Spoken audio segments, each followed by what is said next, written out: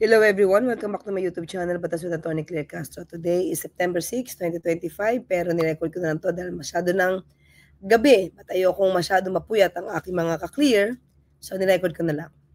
Okay? So, mga ka-clear, merong isang episode kasi kanina ay ginanap yung podcast, no? Ni, episode 4 na to, podcast ni Pangulo Marcos Jr. At ang guest host kanina ay si Miss Vicky Morales. Pero hindi namin akalain, kasi pang-apat na to, na naging sobrang emotional ang Pangulo sa mga tanong, no, ni Miss Vicky Morales na nahugot niya yung damdamin ng Pangulo. Nahugot ni Miss Vicky Morales sobra yung pagka-inis, pagka-dismaya ng Pangulo sa nangyayaring korupsyon. Na ang dating sa kanya, walang kasalanan yung tao. Diba? Bumaha. Sino ba ang naapektuhan? Yung maliliit. Diba? Yung karamihan, yung ordinaryong Pilipino. Kahit nga yung may mga kaya, mga ka-clear, na inosente na Pilipino, kahit may kaya, naapektuhan.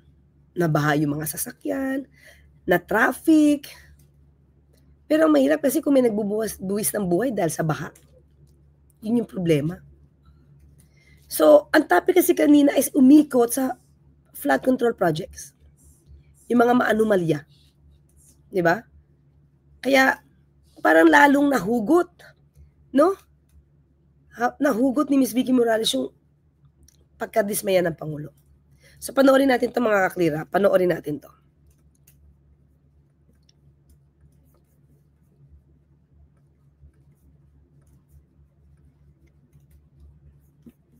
You're teary-eyed. I'm sorry? You're teary-eyed? Are you teary-eyed? Yes, because I'm very upset. No, because I see people having a hard time. And and they don't deserve it. Mabuti mga kung masamang tao yan. Dapat parusahan. Hindi naman eh. Walang ginawa yan kundi magtrabaho. Kundi mahalin ang pamilya. Ba't mo paparusahan? Para magpayaman ka? That makes no sense to me. Diba? Mga clear, actually, nung nakita to, pinakita ko, hobby. Diba? Asawa ko, ano din yan eh. Kumbaga, masyado na siya maalam sa news, kumbaga. Pero nakita niya to na teary-eyed si Pangulo at yung boses ng Pangulo na, alam mo yung may galit pero wala siya magawa. 'Di ba? Hindi naman siya pwedeng mag-meltdown. 'Di ba? Ang danging gagawin na lang ng Pangulo dito talagang paimbestigahan to ng malawakan. Naaawa siya sa bawat Pilipino na nagdurusa dahil sa pagpapayaman ng iba. Mga kaklir. Hindi ba? So, ang masakit dito, 'di ba? Ang Pangulo nagtatrabaho. Pero yung iba, ano yun, nagpapayaman, nagbabakasyon, hindi nakakatulong.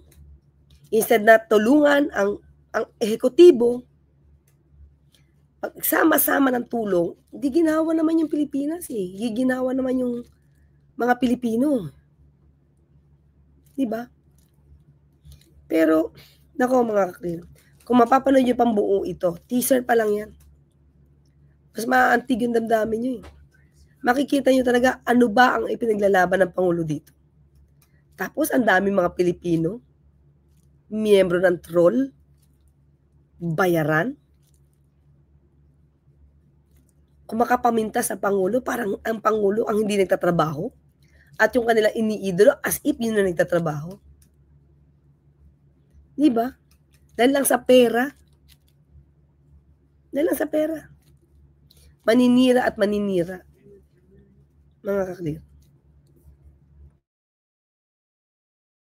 Diba? So,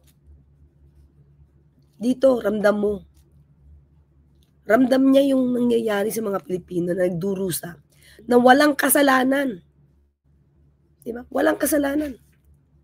Mga clean ako, panoorin nyo talaga tong episode na to ng buo. Ha? Kasi ang mangyayari dito, mga ka-clear, ay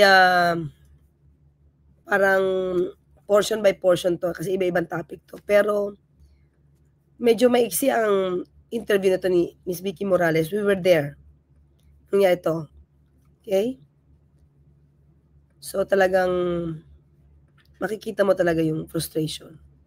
Siguro kung nandoon lang kayo, nakita nyo talaga live kung paano sumagot ang Pangulo sa ganitong podcast. Makikita nyo yung ano yung nasa loob niya talaga. Hindi siya pa-PR stunt lang katulad nung sinasabi at binibintang nung kumakalaban sa kanya. Di ba? Ang pag-aano ba mga ka-clear? Ang pagtatrabaho ba? Ang pagpapaimbestiga ba? Para malaman ang katotohanan? PR stunt lang talaga? Di ba? PR stunt lang ba yan? Yung mga ganun tao, na PR stunt, sarswela, walang mangyayari dyan, dahil kung seryoso ka, isang araw lang, tapos na yan. It's ridiculous. Hindi gumagamit ng utak. Ang papapaimbestiga? Sarswela? Sarswela ba to? Dami nang umiiyak. Dami nang tinatamaan. Diba? Wala pang independent commission dyan. Wala pa. Diba? Clear. Ang mga taong ito na humaharang sa ginagawa ng Pangulo, yan ang hindi makapilipino. Most probably kasi meron silang interest nila na kailangan nilang alagaan, protektahan. Kaya ang sinisira nila ay yung intensyon ng Pangulong malinis ang gobyernong ito.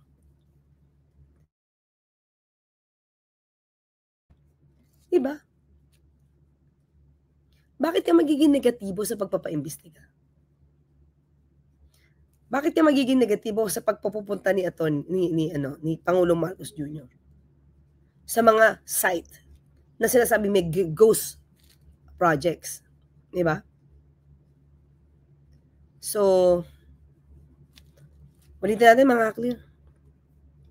Okay? Si Vicky Morales lang kasi nakapuna eh. Di ba? Kami, alam na namin, nagagaralgal kasi yung boses ni Pangulo kanina na parang, alam mo yun, na, mga clear, alam nyo yung damdamin na kinikip mo sa sarili mo. May kinikip ka na you really want to cry, pero magmamanifest siya sa boses na garalgal. Alam niyo yun? Kasi kinokontrol mo yung emosyon mo eh. Kaya hindi mapigil eh, teary-eyed eh. At napansin nyo ni Vicky Morales. Napansin. I'm sorry. You're teary-eyed.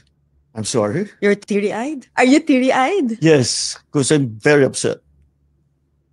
No, because I see people having a hard time. And and they don't deserve it. Mabuti mga kung masamang tao yan. Dapat parusahan. Hindi naman eh. Walang ginawa yan kundi magtrabaho. Kundi mahalin ang pamilya. Ba't mo paparusahan? Para magpayaman ka? That makes no sense to me. Diba? Nakaka-clear. Parang, alam mo yung feeling na pag inulit-ulit mo siya, ulit ng ulit, parang hindi mawawala yung bigat ng dibdib mo. Bigat sa dibdib mo. Na parang ikaw din ay, siguro ito yung naramdaman ng asawa ko kanina nung panood niya to. Na kontrolado yung emosyon ng Pangulo pero inis siya. Awang-awa siya sa bawat Pilipino na ang ginawa lang ay magtrabaho sa sarili at sa pamilya. Pero hindi nyo binibigay lahat yung best para sa kanila. For what? Magpayaman. mga clear. Yan yung masakit. Yan yung masakit sa Pangulo. Sa totoo lang mga clear, kasi at the time na ako'y napasok dyan, ako naiyak na tuloy ako. Ano ba yan? Napasok ako dyan, syempre at the time, di ko naman alam kung gaano siya kasipag. Really. Kasi ang dami-dami mga negative na negatibo na sinasabi sa mga vlogs, ganyan, tamad, weak. Pero mga clear, I'm telling you, sobrang sipag ni Pangulo, especially sa pag-meeting. At hindi yan umuupo sa isang meeting na hindi niya alam ang pag-uusapan. He knows what he's saying. Tapos, lahat ng pwedeng ibigay na tulong, I'm telling you, this podcast, kumbaga kung maganda na lahat, dito mas nahugot. This is, I think, as for me, the best so far, kasi nailabas ni Pangulo yung emosyon niya para sa Pilipino. Para sa bawat Pilipino. Hindi sana mapanood nyo to. Huwag nyo tong imimiss. Diba? And siguro ganito, siguro the reason why iba-iba sila ng tema kung paano silang humugot at magtanong sa Pangulo. It's because Miss Vicky kasi sanay sa sa wish ko lang. Diba? Kaya bawat aksyon ng taong ini-interview niya, na-observe niya. And I think, ayaw ipakita ni Pangulo na teary-eyed siya. Kaya sinabi niya pa, I'm sorry. Diba? Teary-eyed kayo. Teary-eyed ba kayo? Wala na siyang magawa kundi umamin. Of course. Masama yung loob niya eh. Masama yung loob niya na yung mga maliliit na Pilipino ang naapektuhan. Naapektuhan. Kasi yung iba may mga kaya, syempre siguro mga sasakyan na maapektuhan yan. Pero pag matataas yung bayan, hindi nila mararanasan minsan yung baha. Unless naabutan. Pero most of the time, ang naapektuhan talaga yung maliliit na mga kababayan natin. Kaya siguro ganun yung kanyang emosyon. Kasi ang dami na kasi tinanong ni Miss Vicky Morales eh. Naipon. Bandang dulo na kasi to. Naipon. Diba? Well, anyway, pinakita ko lang sa inyo kung bakit nga ba naluha si PBBM. So, makikita nyo yung totoong damdamin niya. Galit siya. Pero hindi siya nagme-meltdown. Nagmura ba siya? Hindi. He's a strong, a true leader indeed. Na noon, syempre, at tatamula ako, hindi ko naman nakikita na gano'n eh. Na gano'n pala siya ka. Gano'n pala siya. Pati yung damdamin niya, yun pala siya. Yung kinumento ko sa inyo kanina, na hindi niya kinakain itong pagkain na to. Dahil yung kanilang signage ay naharangan yung cross ng simbahan. Siya kumain. Pero hindi niya ginamit yung pagiging nasa posisyon niya.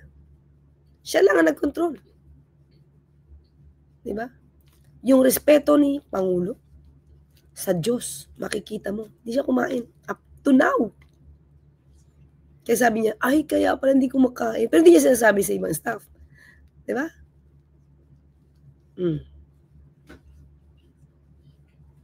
Hindi, actually, nung nalaman namin yan, hindi galing kay Pangulo. Kung bakit hindi siya kumakain ng ganun. Pero makikita mo yung respeto sa Diyos. So, basta may nagsabi lang sa amin, taong pinaka-close sa kanya. That's the reason why. Nakita nyo?